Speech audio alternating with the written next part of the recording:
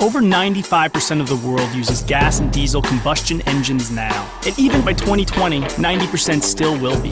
That leaves only 10% using alternatives.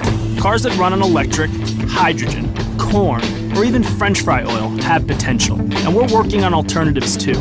But the solutions most car makers have come up with so far either offer up the driving exhilaration of a couple squirrels on a treadmill, or are so expensive they're just not realistic for most people. To really affect global fuel consumption and emissions right now, you have to use something the globe actually uses right now. Rethink the combustion engine. Make it better and accessible to everyone, and you'll make a difference, a big difference. How big? Consider that current combustion engines waste about 70% of the fuel's potential energy.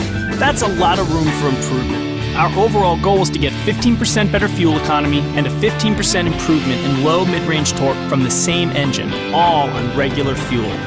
Two 800-pound gorillas stood in our way. The first was figuring out how to capture more energy from the fuel. To do that, we needed to raise the compression ratio by placing a dome on each piston.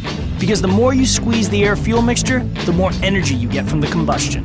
But a high compression ratio usually ends up causing knock, which is when the air-fuel mixture ignites too soon because it's too hot inside the chamber, and that's no good. So we had to cool things off. Using some huge engineering muscle, we came up with innovative solutions to do just that, like a high-pressure 6-hole direct fuel injector that fires gasoline into the cylinder at 3,000 psi to help keep it cool, and a volcano-like pocket in the piston that improves combustion efficiency, giving burning fuel a place to grow without wasting energy heating the top of the piston. To get all that hot exhaust out without it shooting into the other cylinders, we added a longer exhaust manifold used in race cars called a header. Everyday cars don't use headers because of the emissions problems they create, but our advanced direct injection system solved that issue too. That's how we got more energy from the fuel.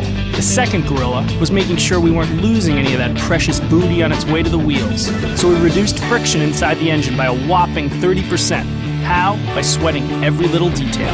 We've improved oil pump efficiency by 74% and water pump efficiency by 31%. Reduced friction from the big bouncy bits like the pistons, rods, and crankshaft by 25%. Reduced valve train friction by 54%, and even reduced the effort the engine exerts to suck in fresh air by 13%. When it was all over, we had done what couldn't be done, achieving more torque, better performance, and higher efficiency. SKYACTIV technology from Mazda. The future of driving begins now. We build Mazdas. What do you drive?